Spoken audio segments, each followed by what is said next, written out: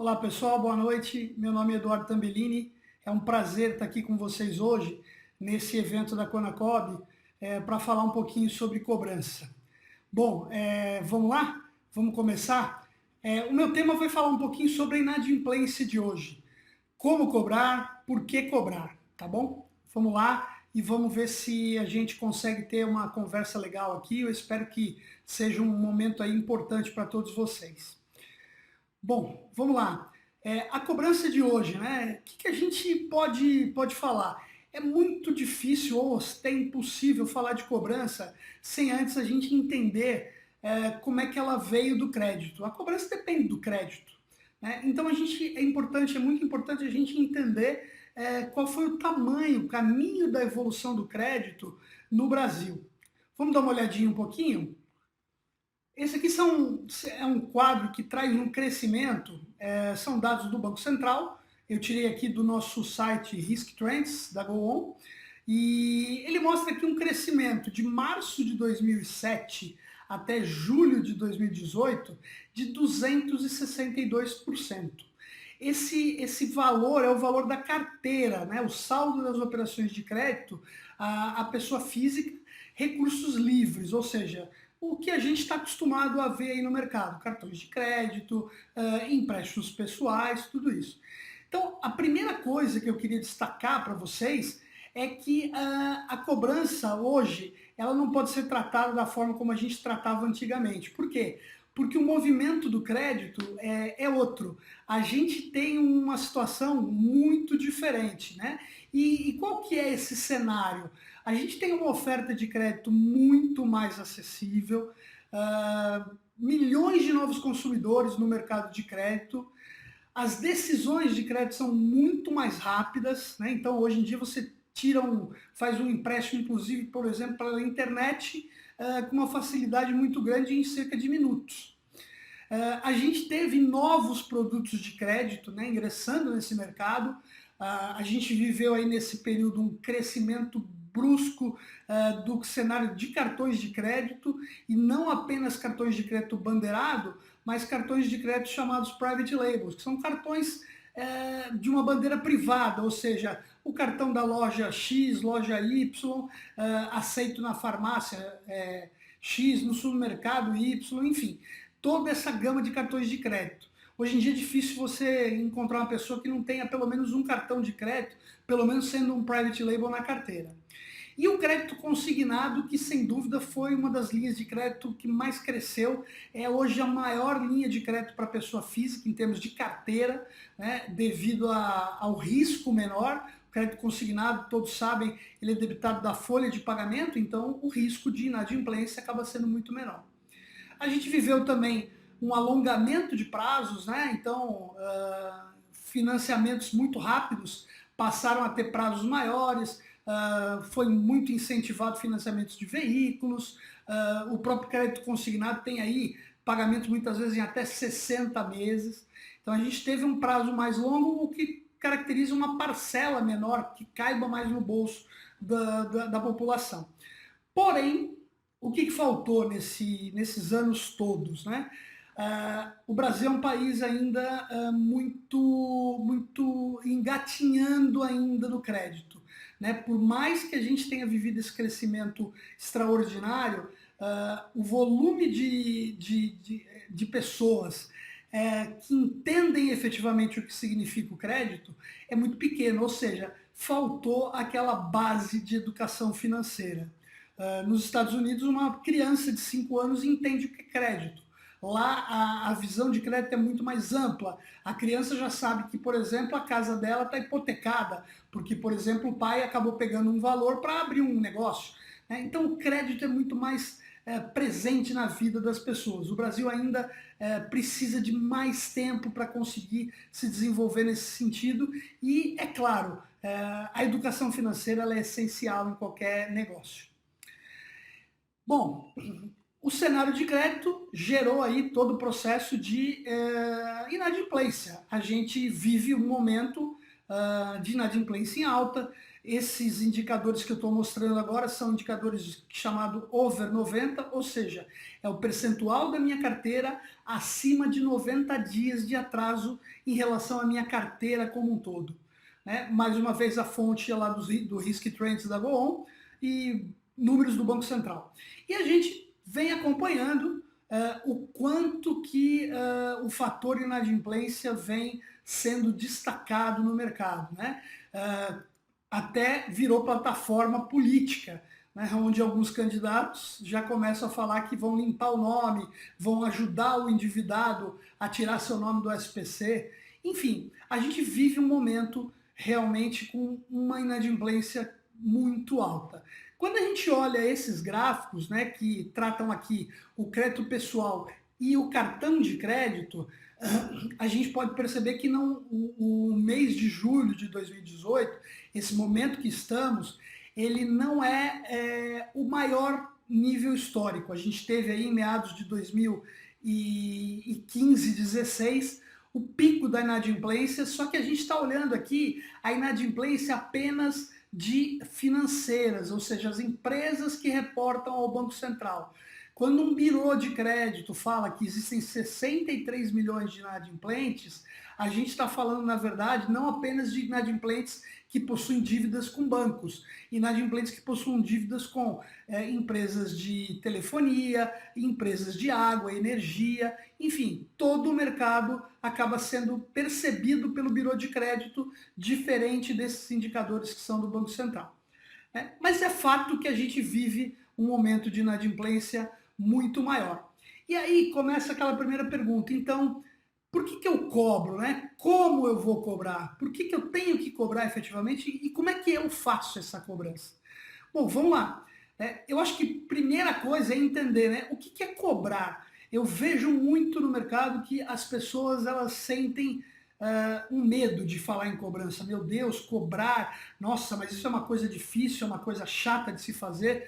E aí a primeira questão é, bom, vamos entender o que é cobrar. Cobrar é o ato ou o efeito de cobrar. Então ele procede a cobranças de dívidas, né, readquirir, alcançar, recuperar. Então assim ele tem a ver exatamente com algo que foi contratado, algo que foi oferecido e agora ele precisa ter um retorno. Né? E com isso a gente quebra aquela primeira coisa de que, meu Deus, cobrar é feio, cobrar é meio chato. Não, não é chato. Cobrar é fazer com que aquele dinheiro, aquele bem que eu financiei, ele seja pago. Então não tem nada de errado com a palavra cobrança em si.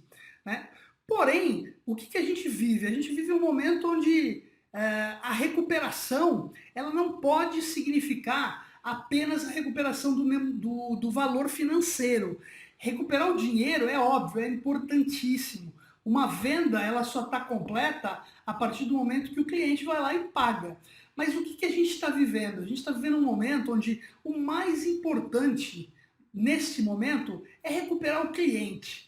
Quando a gente recupera um cliente, né, a gente vai lá e resgata ele, a gente está recuperando a dignidade de um consumidor.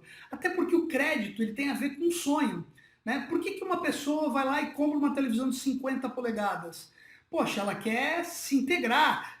O meu amigo tem, o meu vizinho tem, o meu primo tem, meu cunhado tem. Eu quero ter uma televisão. Então isso é um sonho. Quando a pessoa vai buscar crédito, ela não está simplesmente buscando crédito por buscar. Tem algo por trás disso. Então quando essa pessoa fica inadimplente, o papel da cobrança ele tem que ser o de ajudar ela a recuperar o seu momento adimplente, naquele momento onde ele era muito bem visto, né? O cliente, quando chega na área de crédito, ele é percebido e tratado como rei. A hora que ele chega inadimplente, ele parece que está num momento onde ninguém quer falar com ele direito. E é isso que a gente tem que ir mudando no período que a gente vai entendendo cada vez mais como é o processo de cobrança. Eu vou falar um pouquinho sobre um conceito, né? A gente usa isso aqui dentro da Goon um pouquinho diferente, mas esse conceito é o conceito do ciclo do crédito, né? Tudo começa no propósito, ou seja, no planejamento daquele produto, depois da iniciação ao crédito, a parte de manutenção, e a gente tem um momento lá que o cliente pode ficar inadimplente. E nesse momento, qual é a forma que a gente tem que perceber e ter destaque? Eu preciso ter a capacidade de empoderar esse meu cliente. Ou seja, eu preciso capacitar ele a pagar o meu contrato, o meu empréstimo, o meu cartão, a minha dívida. Tá? Então, o momento da cobrança, quando a gente está inserido no ciclo de crédito, a gente tem que ter esse destaque em buscar a recuperação do cliente. E, de novo, não só mais a recuperação do numerário do financeiro. E aí, qual que é o propósito dessa recuperação? Né? Para que eu faço cobrança? A cobrança só existe a partir do crédito, eu já falei isso. Né? Você conceder um crédito, ele tem que ser pago. Né? Então, se ele existiu, a cobrança ela é devida. Né? Não tem coisa feia de se fazer, não é negativo se fazer cobrança. Ela partiu de um crédito. Né? A não ser que a gente esteja falando de uma situação onde o cliente fala, não fui eu que fiz esse pedido, isso é fraude. Aí é diferente, isso já não é mais cobrança. Né? Então ela vem de um crédito. E aí, por que eu devo cobrar? A cobrança também é um importante canal de relacionamento. Cobrar, falar com o cliente, é a forma de você se relacionar com ele. Né? E aí eu preciso muito entender o porquê do atraso. Quando eu entendo por que aquele cliente está me devendo, por que ele está atrasado, eu sei o que eu posso oferecer para ele. Vamos aqui dar alguns exemplos. Eu estou ligando para um cliente, ele vira e fala, eu esqueci de pagar a minha conta. Poxa, se ele esqueceu e agora a gente está falando nisso, ótimo, lembrou, eu não preciso oferecer nada, talvez eu precise só mandar um boleto atualizado, um código de barras atualizado, mas ok, ele esqueceu, estamos lembrando, ponto final. Agora, se eu pergunto por que da cobrança e o cliente fala, eu estou desempregado, eu estou passando por um problema de saúde muito grave, o que você já vai ter que oferecer para esse cliente? Você vai ter que oferecer uma alternativa, um plano de parcelamento. Então, por isso eu insisto sempre em dizer, é muito importante que a gente entenda o porquê do atraso. Essa pergunta vai direcionar o caminho que a gente vai seguir dali para frente. E assim, o cliente, na maioria das vezes, ele precisa de direção. Eu costumo sempre perguntar, agora eu não vou poder fazer essa pergunta no sentido de ver as pessoas respondendo, mas eu costumo sempre perguntar nas palestras quem que já foi inadimplente. E aí eu levanto a mão. Eu já fui inadimplente, né? A gente passa por momentos na vida da gente onde a gente acaba passando por algumas dificuldades. E quando você está inadimplente, existe uma coisa muito forte. Você não quer falar com muita gente, você não quer dividir essa angústia com muita gente, né? Você se sente envergonhado. Né? Então, a cobrança ela tem um papel muito importante, né? Porque o inadimplente, e eu costumo isso dizer muito, o brasileiro tem sempre aquela filosofia de que dias melhores virão. Então, amanhã eu vou resolver esse problema. Amanhã minha vida vai melhorar. Amanhã eu vou ter uma renda diferenciada, uma renda extra. Mas isso está muito na esperança, na fé do povo brasileiro. Muitas vezes isso não é concreto, não é planejado.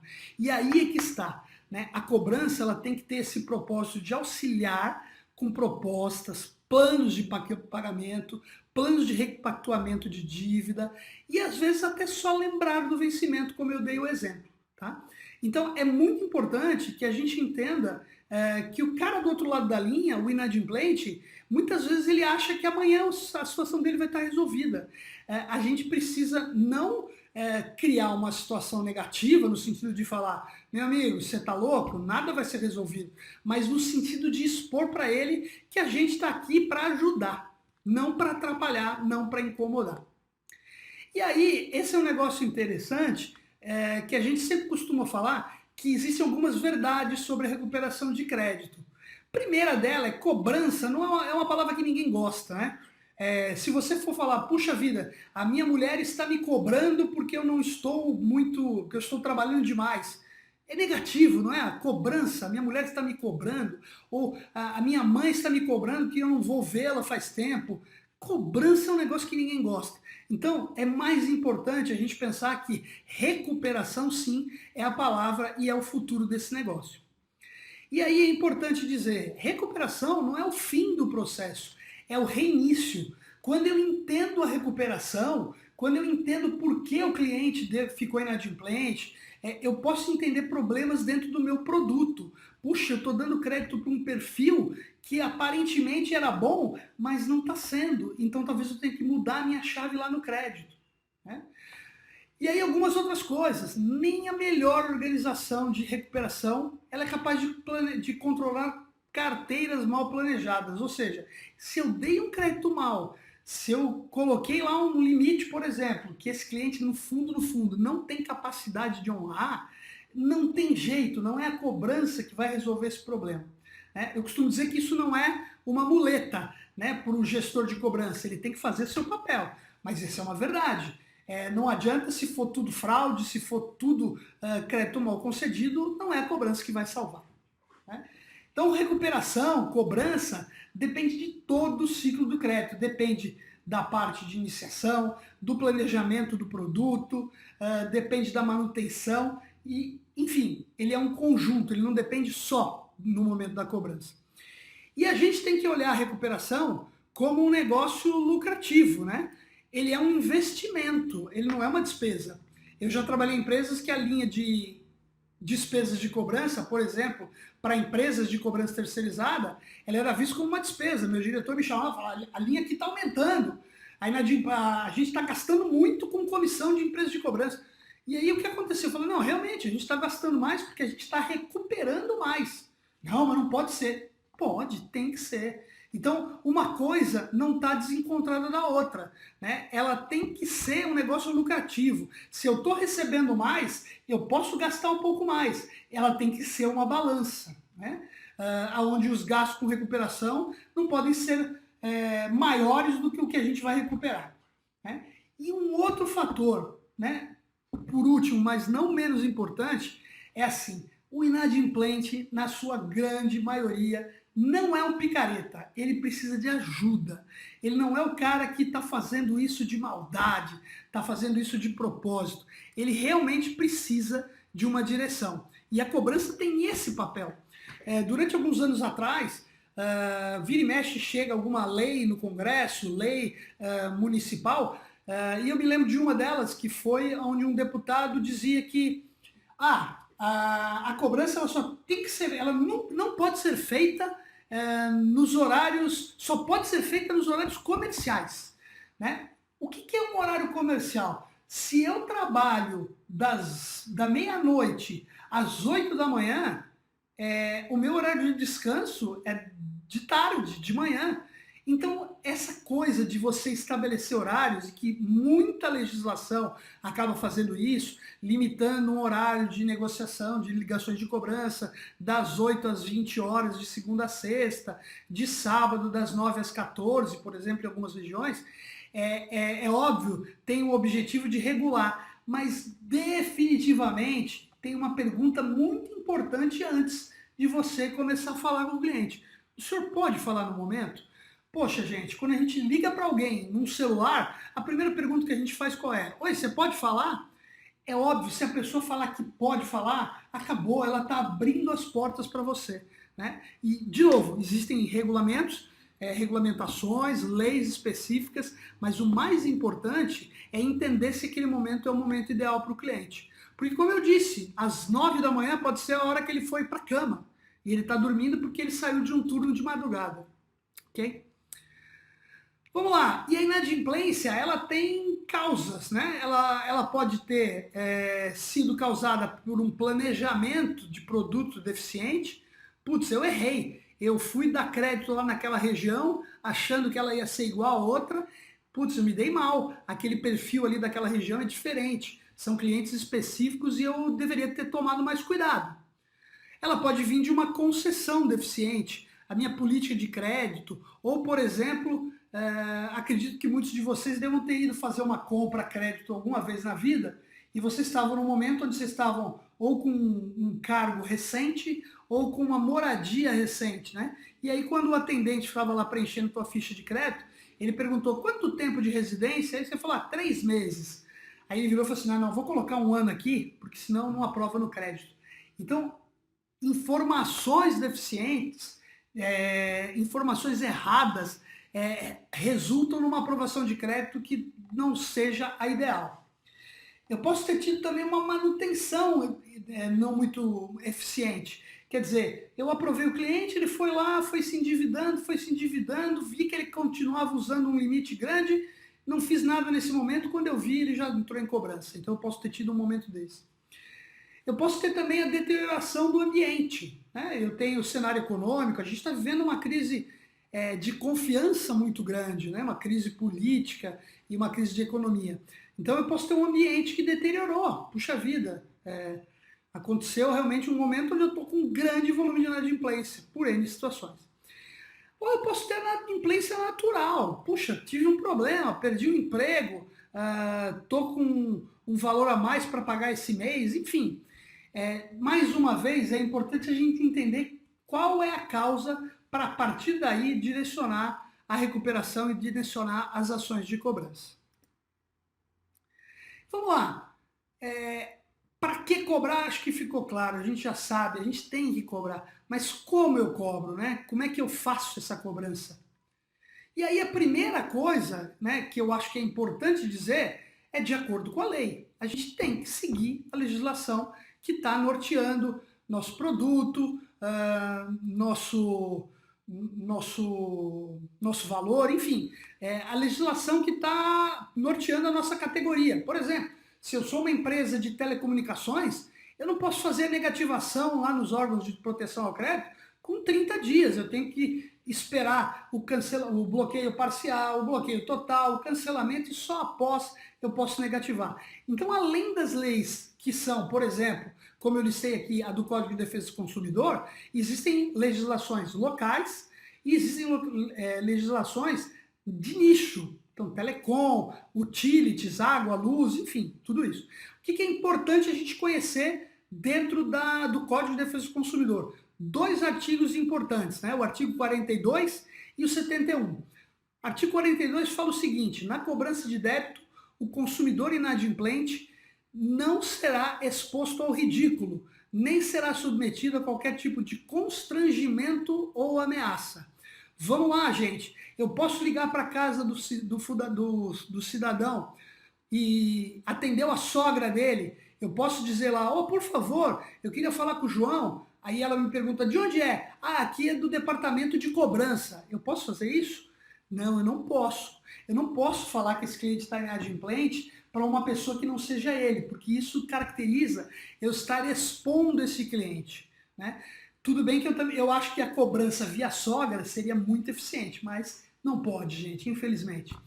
E aí eu queria pegar um outro pontinho aqui, a qualquer tipo de constrangimento ou ameaça. Ora, mas eu tenho lá meu script de telefonia que fala lá, senhor, caso o senhor não efetue o pagamento, seu nome será enviado para o SPC. O que ele pode dizer para mim? Você está me ameaçando? E aí eu estou realmente entrando no artigo 42. Qual que é a resposta nesse caso? Não, senhor, de maneira nenhuma. Isso não é uma ameaça, eu estou apenas lhe informando quais são os trâmites que vão ocorrer caso o senhor não faça o pagamento. Então, tudo tem uma forma de falar e uma forma de sair disso. Artigo 71. Utilizar da cobrança de dívidas de ameaça, coação, constrangimento físico ou moral, afirmação falsas, incorretas ou enganosas e qualquer outro procedimento que exponha o consumidor injustificadamente ao ridículo ou interfira no seu trabalho, descanso ou lazer. Vamos lá, gente. Eu não posso ligar no trabalho, eu não posso ligar no descanso, eu não posso ligar no lazer. Sobra o quê? Gente, de novo, naquele momento, eu preciso entender se ele pode falar. Quando eu falo de interferir no trabalho, se essa pessoa virar e falar para mim, eu estou trabalhando, eu não posso falar sobre isso, e eu insisto, eu falo que eu quero dizer, que eu quero negociar, aí eu estou sendo indevido, eu estou forçando a barra. Agora, se eu estou ligando no trabalho dele, ele pode me atender, ele está receptivo a conversar, gente, de novo, não tem problema. É ele que está me dando o tom dessa situação. Bom, então, primeiramente, de acordo com a lei. E depois? Depois, como eu falei, o inadimplente hoje, ele mudou. O perfil desse consumidor mudou muito.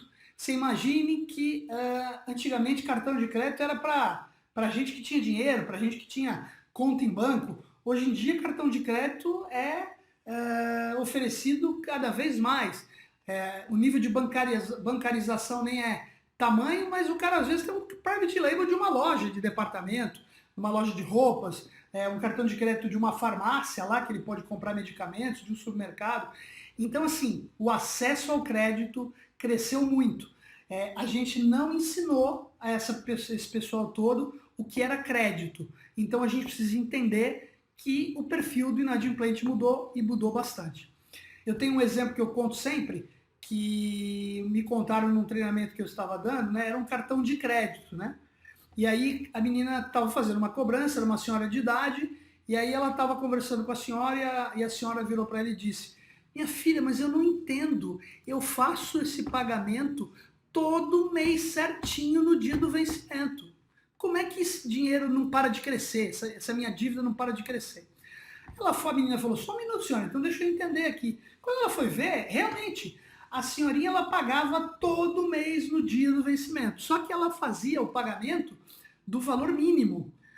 E aí ela falou, senhora, ok, realmente a senhora está pagando em dia, mas a senhora está pagando o valor mínimo. Aí a senhora disse para ela, ué, minha filha, mas não pode? No cartão de crédito, lá na fatura, está escrito, escolha entre o valor total e o mínimo. Eu escolhi o mínimo. Gente, isso não é mentira, isso é verdade.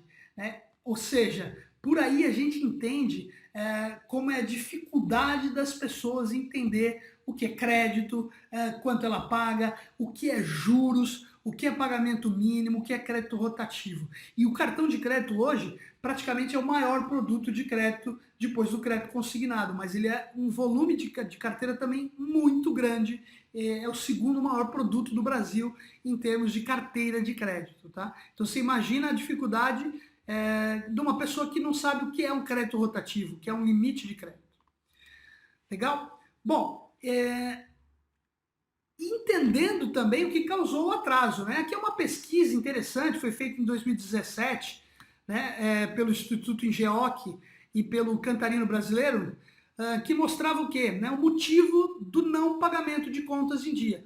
Né? A grande maioria aqui, 52% das pessoas, indicaram que elas não pagaram porque elas tiveram uma perda de renda na família ou estão desempregados. Se a gente juntar com o segundo motivo, a gente tem aí 84% basicamente do pessoal que fala entre problema de renda e um problema inesperado, que pode ser o próprio desemprego, uma própria queda de renda, uma dívida inesperada que surgiu aí de repente. Então, por isso a gente tem que entender, esse inadimplente, ele não é um cara que está com má vontade, ele não está querendo se aproveitar da situação, ele precisa de ajuda e precisa de direção. Mas então, gente, cobrar faz a diferença?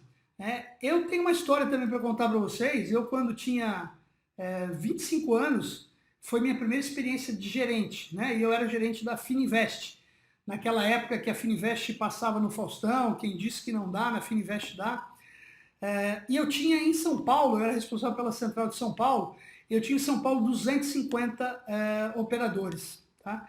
Um volume muito grande, existiam mais 3 centrais, a minha era uma das maiores. E naquele momento, eu, poxa, com 25 anos, ainda com pouca experiência, cara, eu olhava aquilo às vezes e perguntava, mas cara, será que faz diferença mesmo essa galera toda cobrando? Essa galera toda ligando para o povo para fazer cobrança? Será que isso dá efeito? É isso que faz a diferença? E aí hoje eu posso dizer para vocês, com toda a convicção, faz e faz muita diferença. Eu já vivi muitos momentos onde a gente conhecendo empresas que tiveram problemas de sistema, problemas de migração, e que ficaram 3 meses sem fazer uma ação de cobrança. Adivinha o que aconteceu? A inadimplência explodiu. Então cobrar é efetivamente necessário. Né? E trabalhar essa recuperação do débito é essencial, mas só cobrar por cobrar não é o bastante. De novo, recuperar o crédito é a arte, né? E a gente tem que fazer isso de forma profissional. Juntar aquele bolo de títulos, de clientes em atraso, sair cobrando sem nenhuma segmentação, é o prenúncio do insucesso. Então a gente tem que entender, né, que a carteira ela tem que ser separada, ela tem que ser trabalhada o quanto antes, ela tem que ser trabalhada por perfis separados. Tem gente que eu não preciso ligar com 5 dias, porque ele sempre paga com 30. Tem gente que eu vou precisar ligar com 2, porque esse cara já não vai me pagar. Segmentar essas carteiras, entender quem cobrar primeiro, é um dos desafios e é uma do sucesso da cobrança.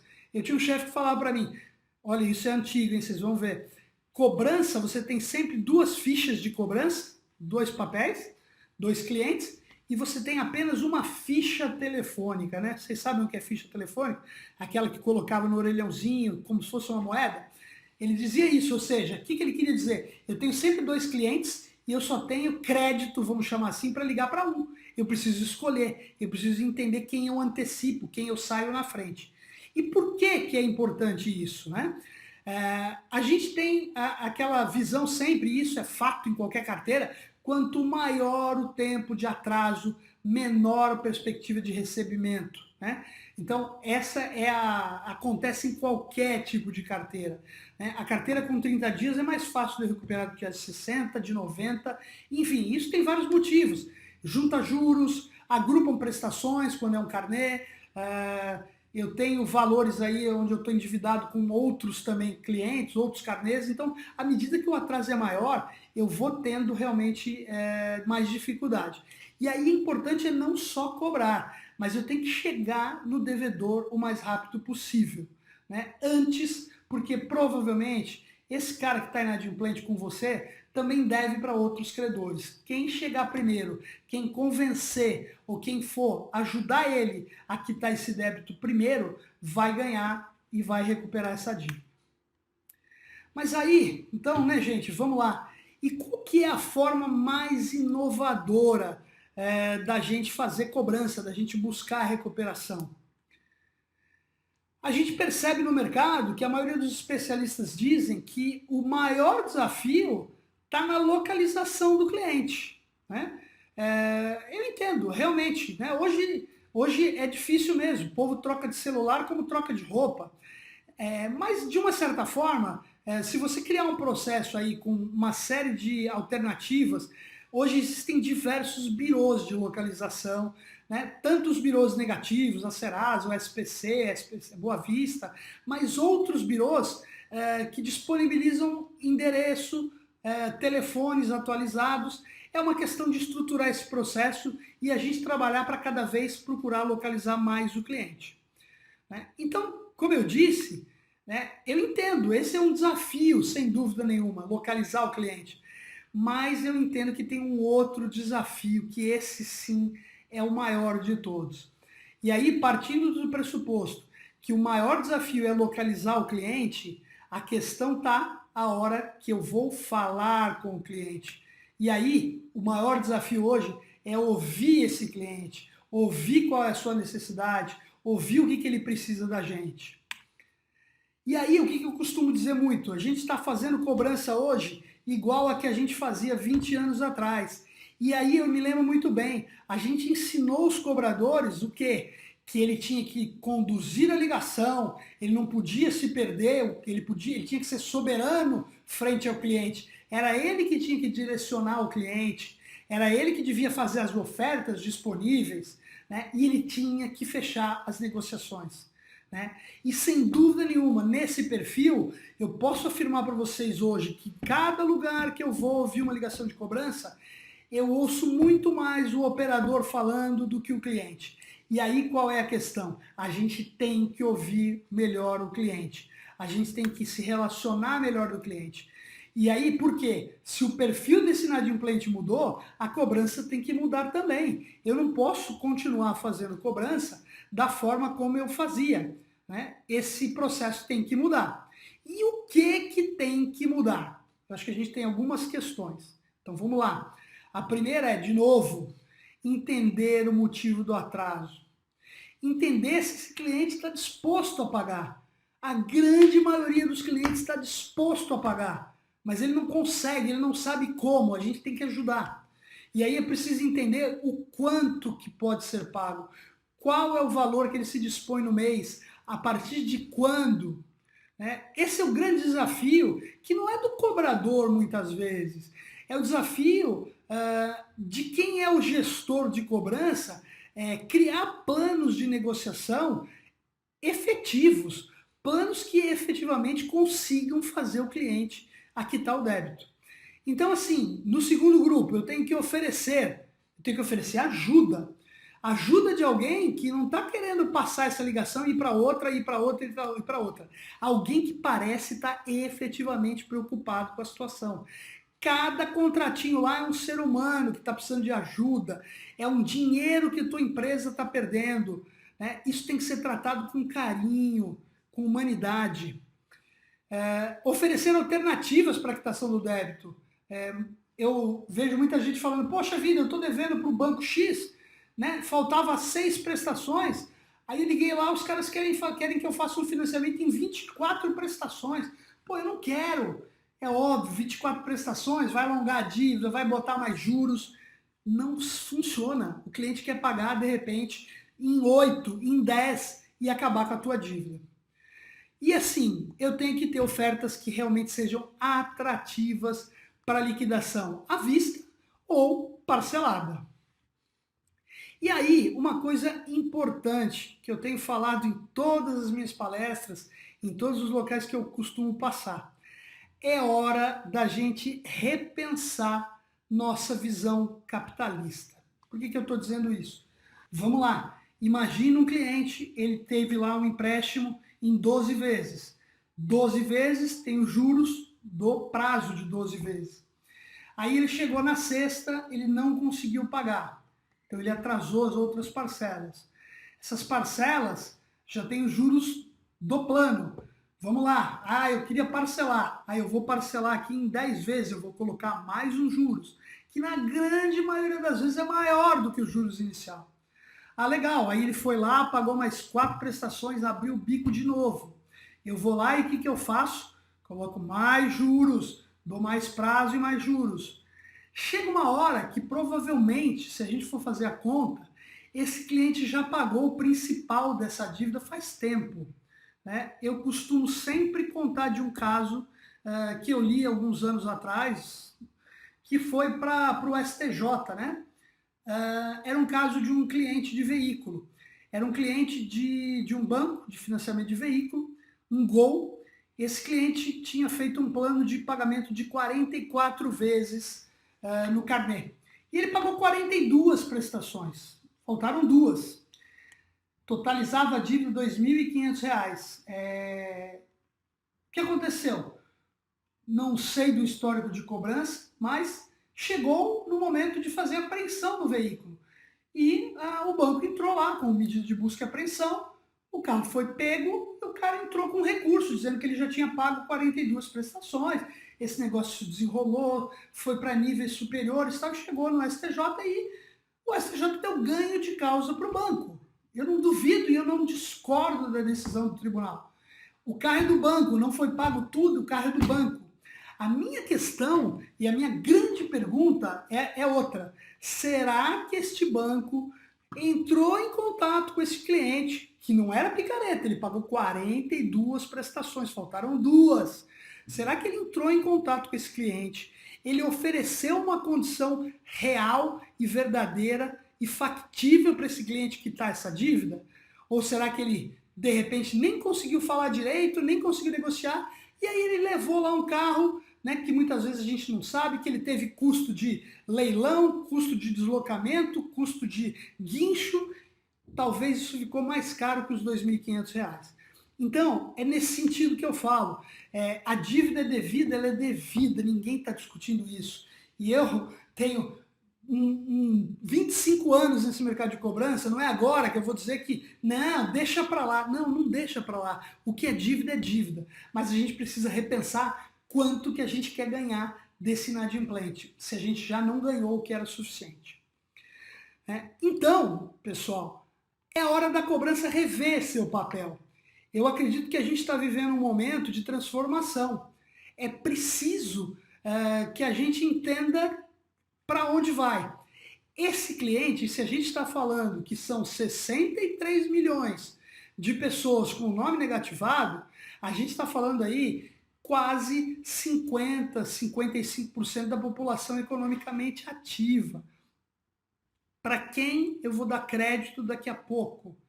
Se eu não buscar recuperar esse cliente, tratar ele diferente, resgatar ele, ajudar ele a pagar essa dívida, e ajudar a pagar a dívida, gente, não tem nada a ver com promessa política. Eu vou anistiar, eu vou tirar o nome do SPC. Não é isso. Ajudar é ajudar efetivamente. O cliente, quando comprou, ele teve orgulho de conseguir aquele crédito. Nada melhor do que ele conseguir pagar aquele crédito de forma suficiente, madura e responsável. E a maioria desses clientes quer isso, quer pagar essa dívida. E aí a gente precisa ajudar. É só isso que a gente precisa fazer. Ajudar o cliente e fácil não é. Fácil não é, fácil não é localizar, fácil não é achar uma alternativa. A gente vive um momento difícil, efetivamente, no nosso país, um momento de uma crise grande. Sabemos lá como é que vai ficar daqui para frente, né? A expectativa política e para um novo presidente ela é grande, mas a gente sabe que não é um homem só que vai resolver o problema todo desse país. É importante, então, a gente ter consciência, seja qual for o seu partido, seja qual for a sua escolha, votar com consciência para que a gente possa ter, a partir do ano que vem, um Brasil mais justo e um Brasil melhor para todos nós.